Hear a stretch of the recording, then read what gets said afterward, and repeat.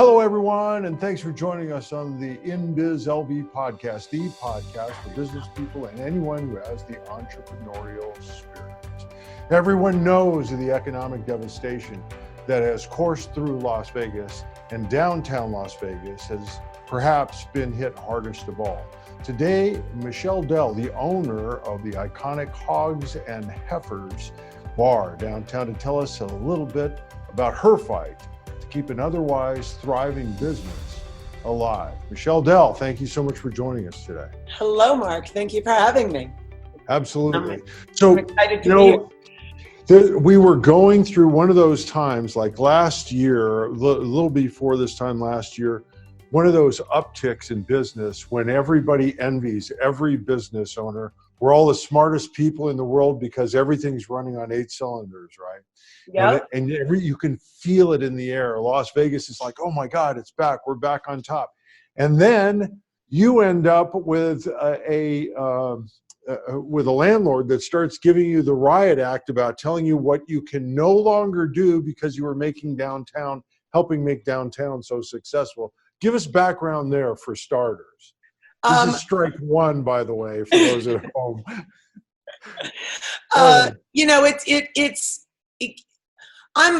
We just survived a super, difficult year or 18 months, if you will, just having been in a lawsuit with, the owner of the property regarding our ability to utilize the street for outdoor events. And we've spent, the last year or more rewriting the wheel on how to have our events, having to find new locations to have our events. The amount of investment it's cost us to rewrite that wheel, and chasing our tail sort of in an entire year, jumping through hoops and hurdles, and enormous expense, of course, going into a lawsuit that, certainly I feel I've had no option but to fight in order to survive, right, for the survival of my business. And so that had already really kind of, done a big number and drained our coffers, if you will.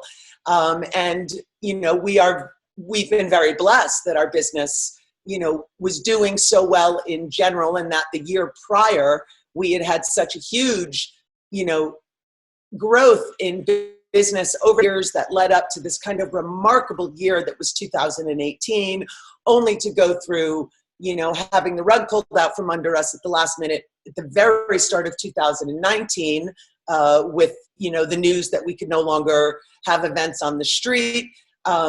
And if it hadn't been for 2018, I can't even say that I'd still be open, because 2018's profit is what made it possible for us to get through 2019. And then here we are in 2020, and right as, we're sort of gearing up for what is traditionally one of our absolute busiest months of the year, which is the month of March and into the month of April, suddenly come January, I pay attention to the news, and my controller and my director of operations and finance were going through, paying attention to the news and seeing what was happening with COVID-19. And she and I really started discussing it. And I had gone to New York in early February and came back to Vegas in mid-February, and it was all she and I could talk about. And we really started thinking about how are we, we need to start planning for this. This could really get out of control. We could end up with a shutdown. And how are we going to stage, how are we going to handle this hurdle? And I have to say, I feel very blessed that we had the foresight, and I had, someone on my team to bounce ideas back and forth with. And, we reached out early and started reviewing our finances early, and really sort of started imagining what a shutdown would look like for us. We met with our employees on March 3rd. I had a 3-hour emergency staff meeting. Just to talk to them about the inevitability that I saw coming of a closure. And it was remarkable to me at that time that so few of my employees were even really paying attention to it or thinking about it. I mean, some were, but most were not really yet. And one of the things So we could. So just to say about Sorry. what's coming, we're right where you're at in the story right there. So on March 1st, there are a total of 88 cases of COVID-19 in the entire United States. Right. Not a lot to worry about. Right. At the end of March, there are 170,000 cases. Yes. So what you feel coming is because of New York, your ties to New York. By the way, the little model behind you there is your place in New York. Yes. So you have a little bit of radar going, and that's because I'm born and raised in New York City, and my family lives in New York City. And they're really starting to feel it. They're starting to feel it back there, and so as you're coming back here, that stayed in your mind. You could feel that wave coming. Absolutely. And I remember talking to you at that point, and how concerned you were that this could really go sideways. And I had spoken with a lot of people, and consulted with, advisors, whether it's my attorneys, my accountants, people that I kind of speak to for business guidance, if you will, other business owners. And everybody was kind of like, well, we're just not sure. It's a huge unknown. You can't plan for what you don't know. And I just kept saying, I don't know, I got to plan for this. And the first stage of that was really getting our finances in order. For me, it was really important to have a conversation with my employees, not just about what they could expect in regards to changes that could be coming in the workplace, depending on how long we were able to stay open, but the notion that if we had to close, how were we as a company and as a group of people going to, financially survive it? And I really wanted to talk to my staff about, if you're thinking about buying a new car, if you don't absolutely need that vehicle, now is not the time to do it. If you were considering purchasing a home, maybe you want to put that on hold. Don't go out and buy that expensive pair of shoes. There go my dogs. Or get a dog sitter. You could do that too. Dog paws. Okay, we're working on the dog thing. All right, there we go. All right, the dogs I think we got them quiet. And hang on one second here, because this is really, really important. Obviously now you're closed, but the state did not close you. You saw this coming, and you closed before they made the announcement. Yes. Literally those first 2 weeks of March were just nerve-wracking for me. The Mint 400 was coming to town. We were prepping for our St. Patty's Day firefighter parade and fun games that we do every year. And we had rented Ogden, and we were preparing to close it down. And we had hundreds of firefighters that were going to be coming, as well as just, civilians in general and other first responders and all kinds of people that were going to be coming down to join us for this event on the street. And all I kept seeing was, how crowded Hogs and Heifers gets, and how am I going to protect my employees, let alone the public at large. And it was causing me an insane amount of anxiety. I just was in a panic, thinking, I have employees that have immune compromised issues. I have, employees that are in their 50s and in their 60s. My management team, for the most part, a lot of us are older, including myself. Thinking about an employee that I know that has, a leaky valve in their heart, thinking about employees that, just have other elements and illnesses and issues that I felt, a need to figure out how to protect them. We're counting cash, we deal with cash in my industry. I mean, I know a lot of industries have gone the way of credit cards, but Hogs has always, still been this cash business. And I'm watching my employees take cash. I mean, when you are a money counter, so to speak, you have a habit of licking your finger and counting money. I always take a rocks glass and I put paper, tissue paper in it or paper towel in it, and I pour water in it so that I can stick my finger in it and count money. But I'm watching literally bartenders, licking themselves, licking their fingers and counting money and then licking their fingers. And I'm having a nervous breakdown, essentially, watching all of this. I eventually, pretty quickly, put all of my employees in black nitrile gloves, because not so much as a deterrent to infection, because I've always said, like, okay, food servers, you're working at a fast food restaurant, they put gloves on. Well, now they're touching utensils, they're touching a register, they're touching all of these other things. And so contamination is now on the gloves. I mean, literally the number of times you would have to change gloves to actually make one transaction complete and sanitary is mind-boggling, right? So to me, gloves are kind of they're like a prophylactic, but they're not really, a safety measure in the service industry as much as one would believe, right? Yeah. But I put them in black gloves specifically so that as they would go to touch their faces, they would see those gloves and it would stop them from touching their faces. We had signs everywhere at a time when most businesses weren't putting any signage up because everybody was concerned about scaring off their customers. My concern was literally people's well-being, and granted, I'm concerned about the customer, but I was really concerned about my own employees. Your situation is very, very different. Lest anybody think this is another, Las Vegas bar. I mean, there are women dancing on the bar, and everybody's having a great time. Half the people in the bar are dancing half the time. I mean, it's just it's a whole experience.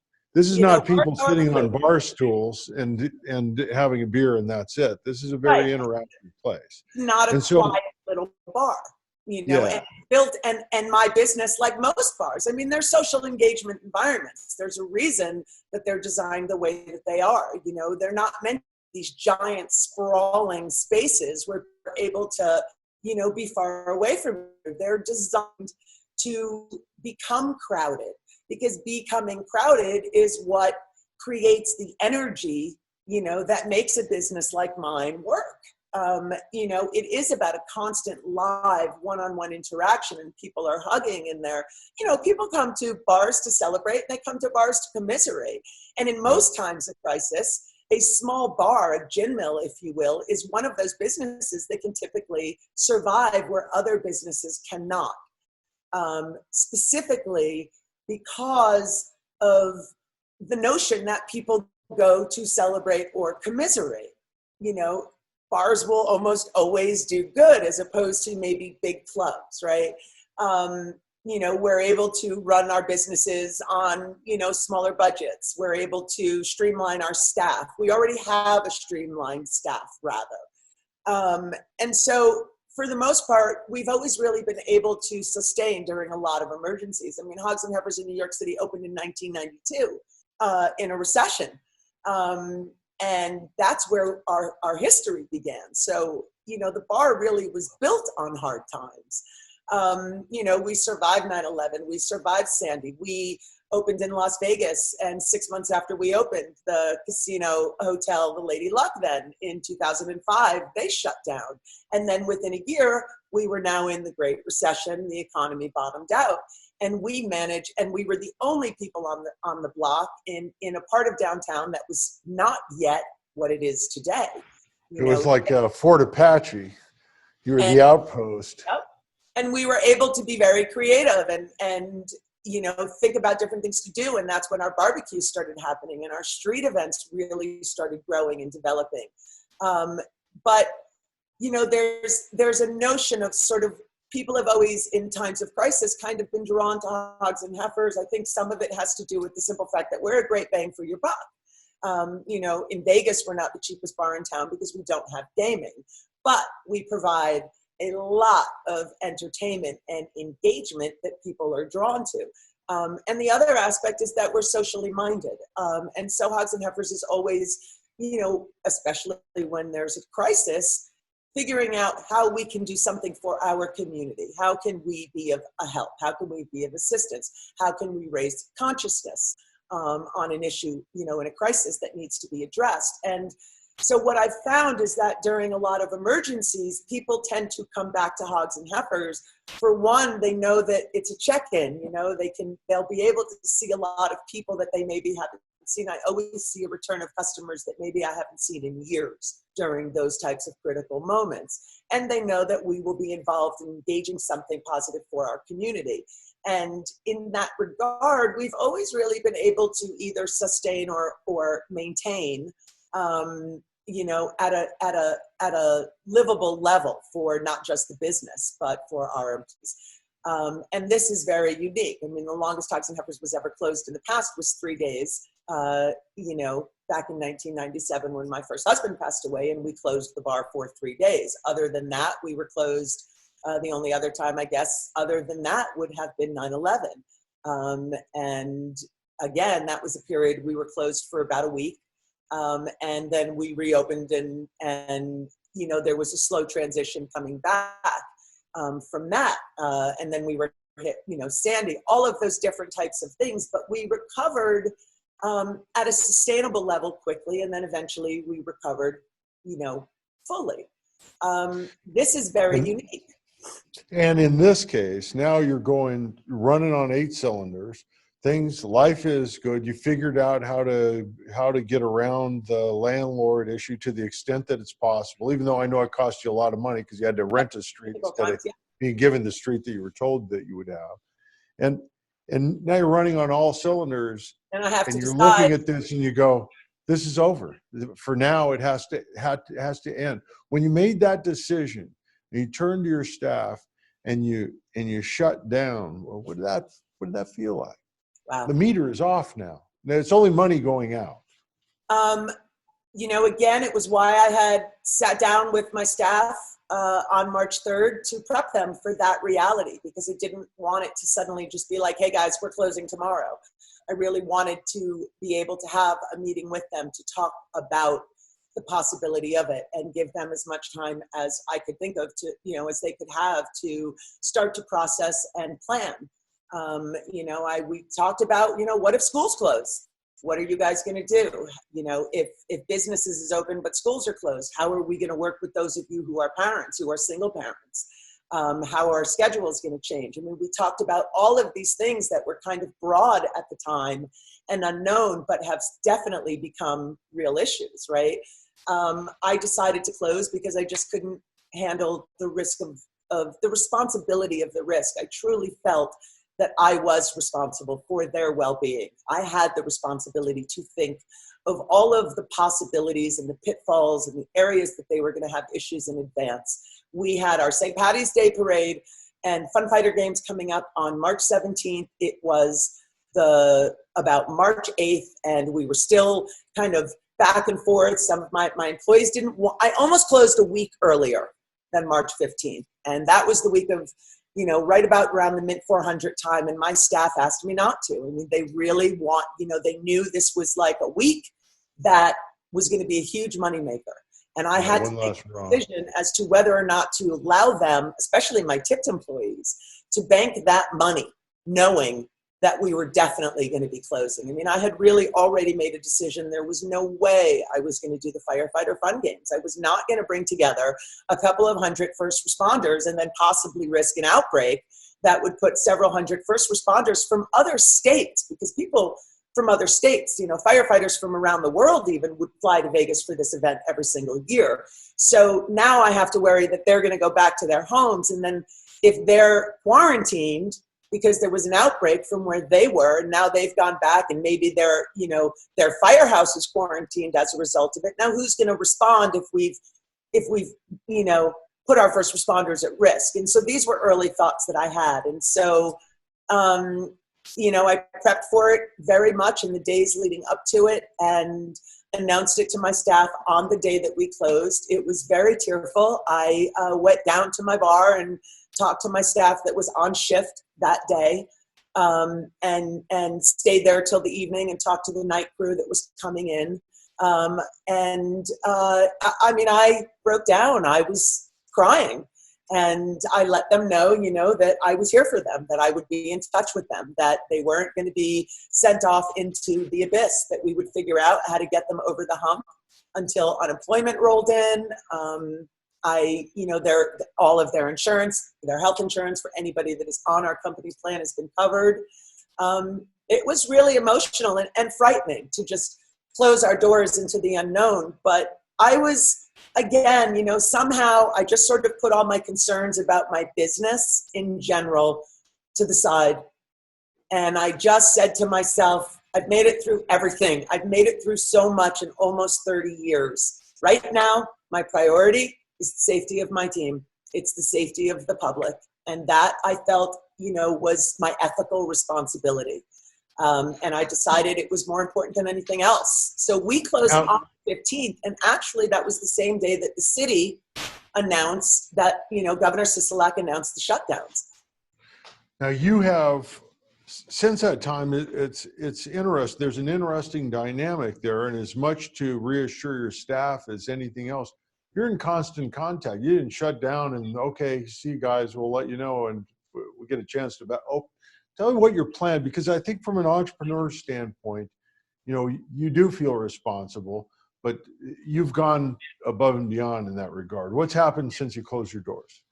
Well, I do speak with my staff regularly. So initially it was making sure a lot of them had some of the things that they needed, because when we closed, it was during the, quick, stock up on everything. And you couldn't get water, and you couldn't get toilet paper, and you couldn't get cleaning products. And there were so many things that weren't accessible. And so we really had made it clear that if anybody needed anything, they were to contact us. If they needed water, we would give them cases of water. If they needed, toilet paper or paper towels or any of the sort of essentials that we may have had in the company, it was, of course, let us know. You will be able to come in and we'll get you those items. Again,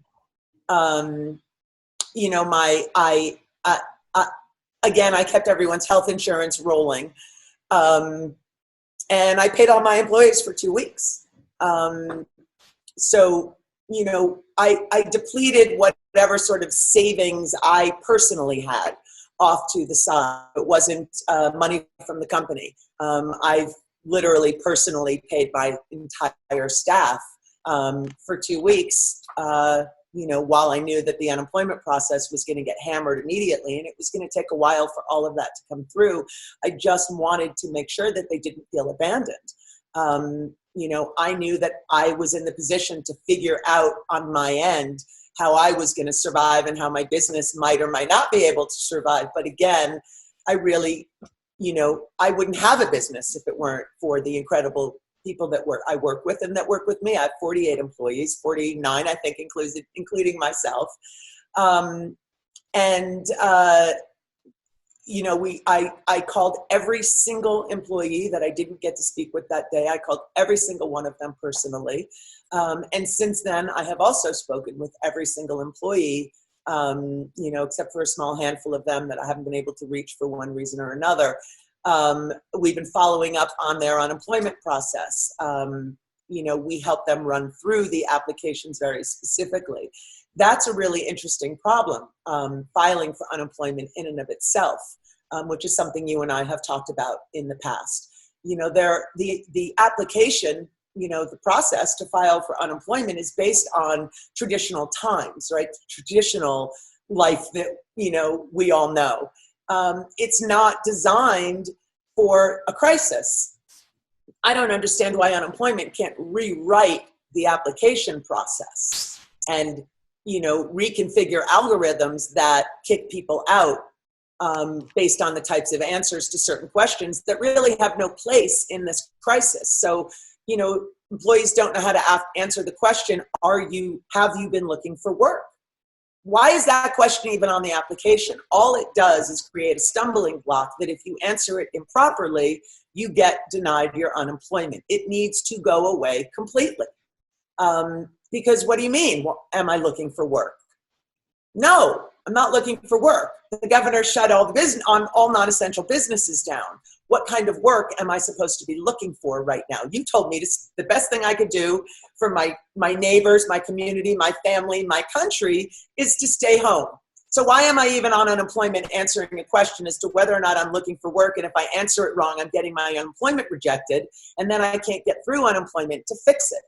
So there are, maybe I have an employee who's a student and they take classes online, but they still work full time. And now they are getting their unemployment rejected because they're a student. so they're not eligible for unemployment, even though they work full time. These types of questions just don't even belong in the application anymore. And it really is time for our, unemployment agencies to start considering how to if they're not already, I certainly hope they would be, how to rewrite the actual application process. Parents their kids are in private school, they're still paying.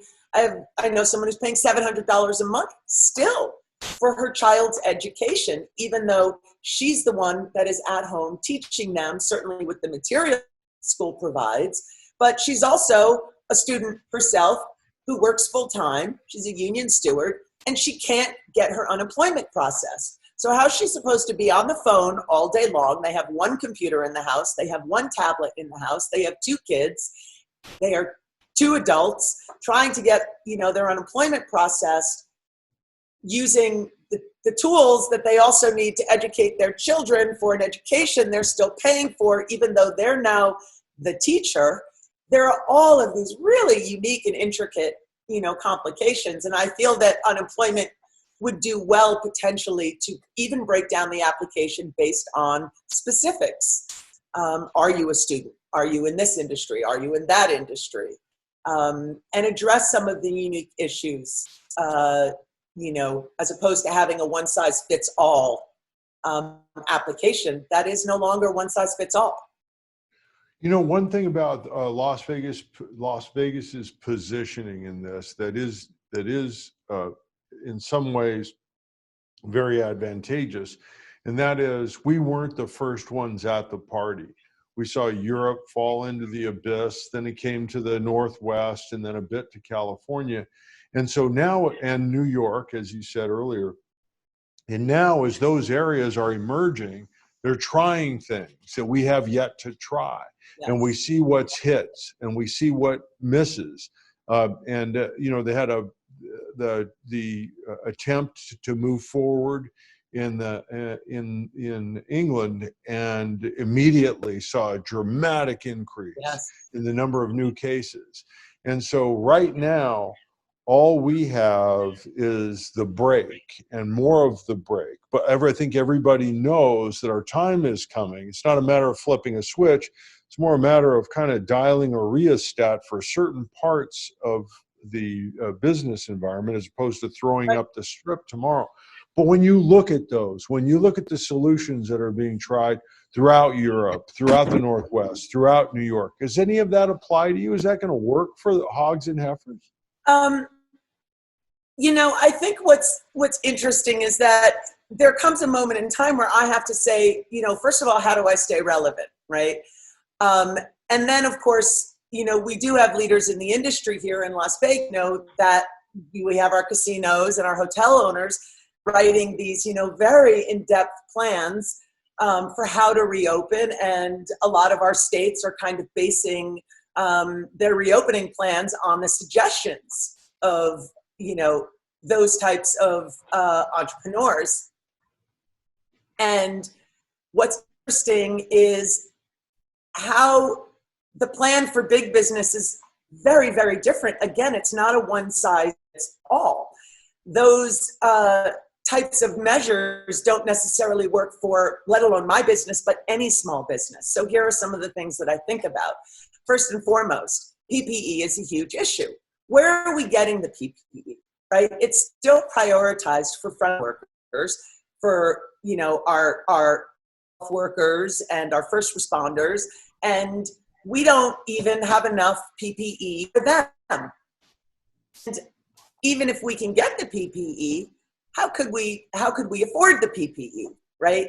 So states are competing for it. They're competing with the federal government for it. The prices are outrageous. So how is, all these businesses are saying, we're going to follow the guidelines and we're going to make sure it's safe and we're going to give everybody masks and hand sanitizer and all of these things. But where are these supplies coming from? And we had one of my biggest issues right when we closed was I was running out of gloves, hand sanitizer, antibacterial soap, all of those types of things. I put in, and we have 30 hand sanitizer units in the bar that are those, hand-free units that you just put your hand under and it squirts you out a blob of hand sanitizer. We have 30 of them. Each one of them takes a particular size packet of hand sanitizer that goes inside that unit. We had a big order out about 3 weeks before we closed. We were still waiting on it when we closed. Our order got dropped down to, I want to say 3. I think we got an order of 3 cases instead of the 10 cases that we had originally asked for, because the priority was in fact going to hotels and casinos, because they're able to order in such quantity that they become a sort of preferred client, if you will, right? And so our order got dropped from 10 cases to 3 cases. Well, I'm still waiting on that shipment to arrive. So 3 weeks before we closed, the last week of February, we placed that order. And now here we are, and it still hasn't arrived. And it's still in transit somewhere, right? How are we possibly going to get those materials to all of these small businesses if we are not figuring out how to produce those things right here, not just in our country and in our states, but in our own cities, in our own townships? And those are the types of things that I keep thinking about. We as small groups need to start thinking about, how do we create a locality within, our community where those products can be made? And can you forget about retooling? We need to build businesses that specifically design and produce and manufacture these products, and do so for communities that they're in, as opposed to, it becoming a bargaining chip for other states to jump in on, because then the price just increases astronomically.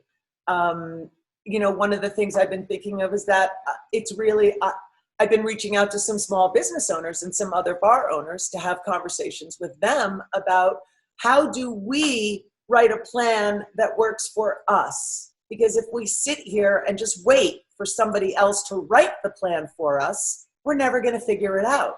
So some of the issues that small industry has is, big casinos, big hotels, they have industrial size equipment that gets the job done much quicker with fewer people having to do the job.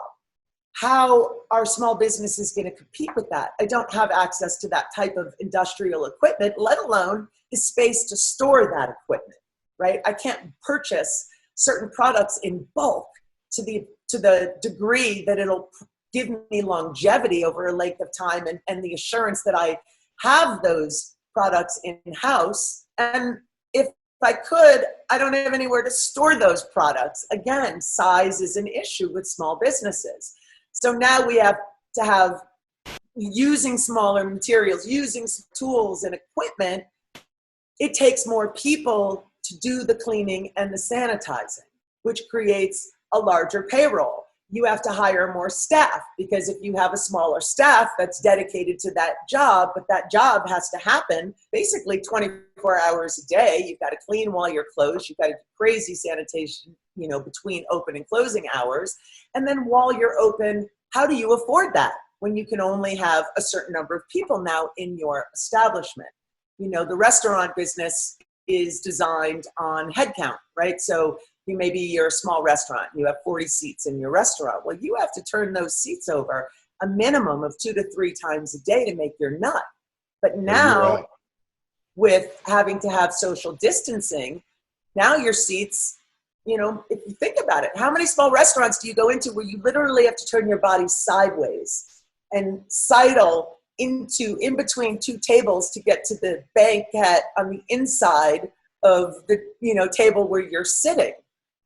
So how many of those little tables are in a restaurant? So it's not just, one table that has to come out. It's 2 or 3 tables that have to be removed. So maybe a 40-seat restaurant is now a 15-seat restaurant.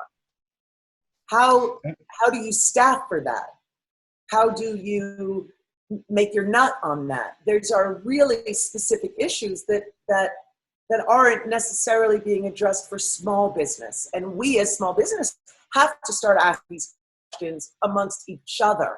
and figuring out the answers as in groups so that we can put our plan together and take it to our city or take it to our governor and say, how are we, this is what our issues are going to be. How do we roll this out? I can tell you one of the next concerns, I think, is it's easier for government to say, if we're going to have a rolling start, that we start with local businesses without turning the strip back on. And I would hope that the downtown small businesses, bars and small restaurants would be talking to the governor's office saying, we're tourist driven, but we're also local driven. If you keep us shut down until the casinos open back up, we might not ever be around to open back up.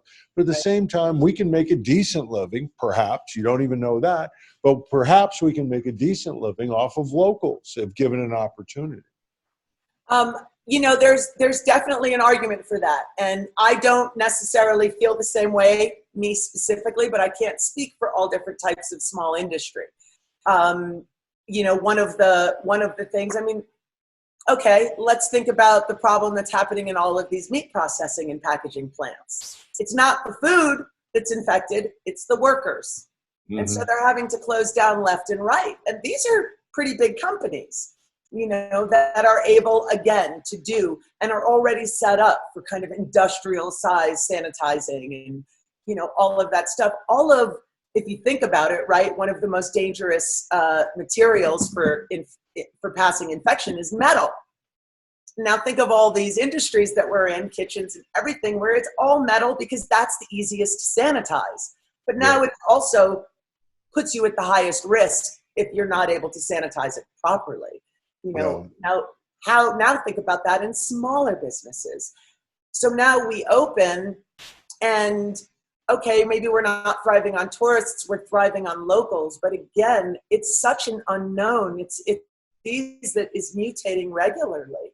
New research is coming out constantly about how it's impacting in other areas. Now it's discovered that it's a thickener and it's causing, blood clots in, people's lungs or in other areas that end up going to the brain or going to the heart and causing a stroke or causing a heart attack in people that are otherwise healthy or maybe had, a bit of their health was compromised, but they certainly weren't in the high risk zone for a heart attack or a seizure, and now, or an aneurysm or, and now those are very real issues that are becoming, concerns. So what part of myself is safe? It's, we also don't have kind of large employees. So now what if someone gets sick? What if you're a small restaurant owner and you're the actual chef of your restaurant?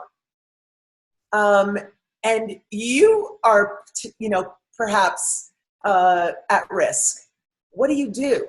What do you do if you have a chef, you have a sous chef, you have, your prep cook, you have your cold station, and you have your dishwasher? And what if one of them gets sick? How do you continue to function and operate? These are all these kind of things that I think about for the bar business. We're fluid. So it's not just like you come and you sit at a table and the only place you go to maybe is the bathroom. No, there's a pool table. There's a jukebox. There's a boxing machine. There's the restrooms. There's the ATM.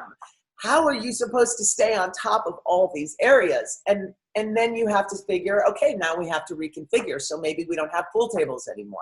All right, pull out the pool table. That leaves more room for people.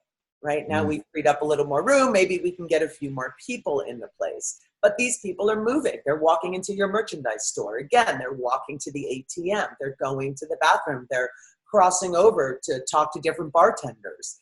It's a very unique and different industry. In Las Vegas in particular, it's based on entertainment. And so a lot of our bars are theme-oriented bars, right? And I'm one of those bars that doesn't have gaming. So people don't come to my bar to just sit at the bar and, have a drink and smoke a cigarette and game. They come for one-on-one live exchange and interaction that's built on the energy of volume of people. And fun. Your and place fun. is all about fun. It's just based on fun. It's grown up fun. Music makes it harder to hear. Now you have to lean forward across the bar for somebody to hear you. Now you're getting even closer to your customer to hear them. Take away the music. What's the point of being out and about in a bar? I could drink at home and at least I'd have music. Can you do bar delivery service? Well, again, how is that really going to help a bar? Bartenders work off of, predominantly tips. So these are, I haven't figured it out yet. I don't know what the solution is. Furthermore, okay, here's a problem for me, right? One of our shticks is the megaphone. Now we're all in masks and whatnot, and where does the megaphone come into play? I mean, as it is, we've always really tried to have, assign a bartender a megaphone as soon as, they come to work for us. They get their own megaphone. But of course, I think Hogs and Heifers is depleted. Radio Shack's gone. And that's where we always had our megaphones. We're already trying to find enough megaphones so that all of our employees have their own megaphones. We've always done a thing where we've kept, Clorox wipes and different things to sanitize the megaphones when our staff has to share them. That was always part of our rollout. That's always been part of our, of the way we've operated. Now, how do we do that? So, okay, take away the loud music, take away the megaphone interaction, take away the volume, and you've got a small, quiet little bar that is not what my business is based on. So it no longer is impactful. It no longer will generate, the money we need to meet our nut and stay in business.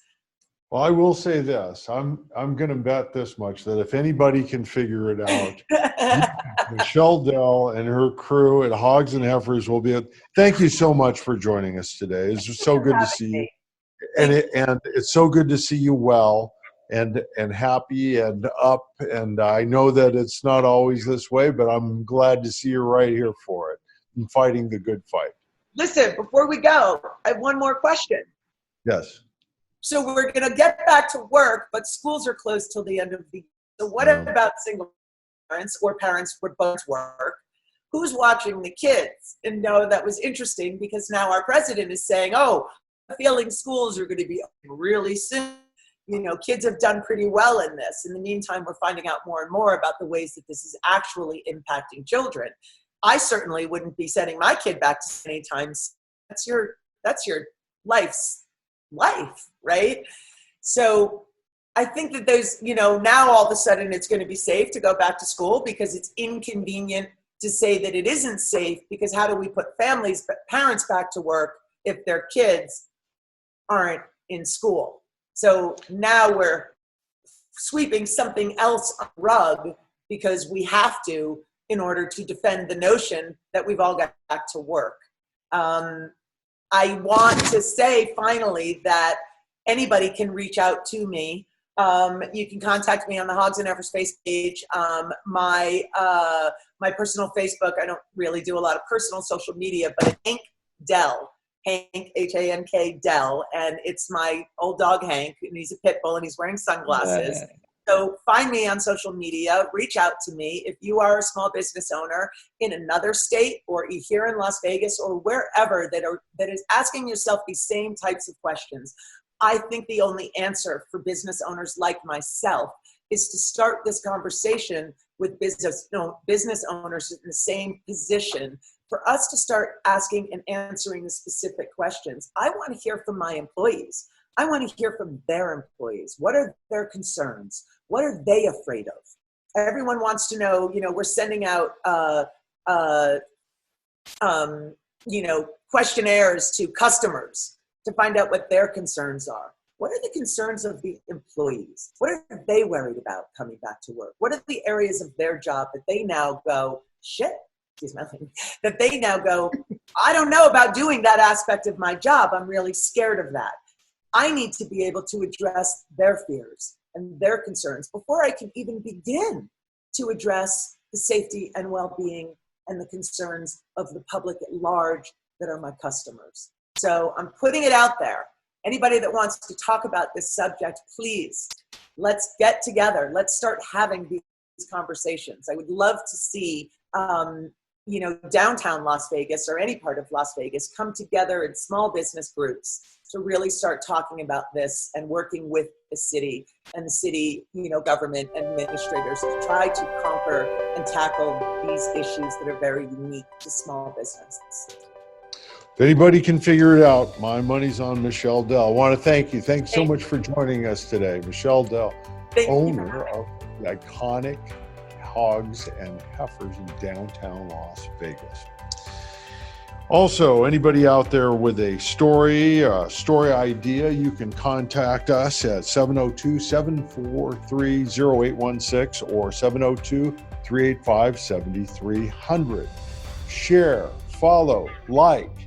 I'm Mark Fierro, and we are out of here.